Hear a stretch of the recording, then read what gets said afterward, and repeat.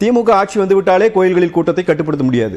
அந்த அளவுக்கு கோயிலில் கூட்டம் இருக்கிற போது தேவையான பணிகளை செய்வதற்கு உண்மையிலேயே அறநிலையத்துறையினுடைய தொகை செலவிடப்பட்டதா? செலவிடப்பட்டிருந்தால் திருச்செந்தூர்ல அந்த கூட்டத்தில் நசுங்கி ஒரு உயிரிழக்கிறார். ஒருத்தர் இறப்ப பத்தி பேசுறாருல, அத்திவரதர் பார்க்க போய் எத்தனை பேர் இறந்து போனாங்க? 7 பேர். அதுக்கு என்ன நிதி ஒதுக்கீடு செஞ்சீங்க?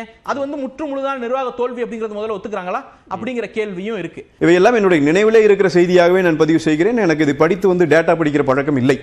நண்பர் கல்யாணசுந்தரம் பேசுகின்ற பொழுது கடந்த 10 ஆண்டுகளில் அப்படின்னு சொல்லி அவர் கணக்கு சொன்னார்.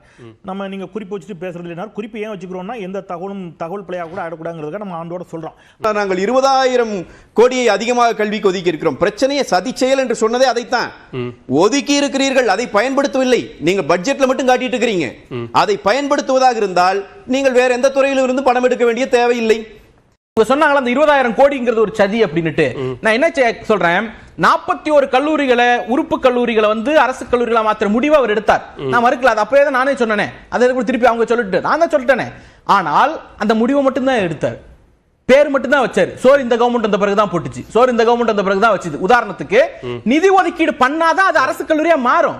நான் முடிவெடுத்துட்டேன், ஆனா ஒதுக்கீடு வந்து பணத்தை வந்து பல்கலைக்கழகமே கொடுக்கும். நான் 2 ஜியோ சொல்றேன், மறுக்க சொல்லுங்க. ஜியோ 36, ஜியோ 184, 2019 ஒன்னு, 2020 ஒன்னு. இது ரெண்டுலயுமே அந்த பல்கலைக்கழகமே அந்த 41 கல்லூரிக்கும் முதற்கட்டமா 27 பிளஸ் ரிமைனிங் ரெண்டுத்துக்கும் பல்கலைக்கழக நிதி கொடுக்கும். அப்புறம் எப்படி அது அரசு கல்லூரியா மாறும்? டெக்னிக்கலே அது மாறாது இல்ல. நீங்க வேற அரசாணையில குறிப்பிட்டு நிதி ஒதுக்கீடு செய்யல, மொத்த போஸ்டுக்குமான நிதி ஒதுக்கீடு இந்த அரசாங்கம் வந்த பிறகுதான் பண்ணுச்சு. அதனால தான் வந்து நாங்க சொல்றோம், பேர் வச்சாரு, சோறு நாங்க தான் போட்டோம்.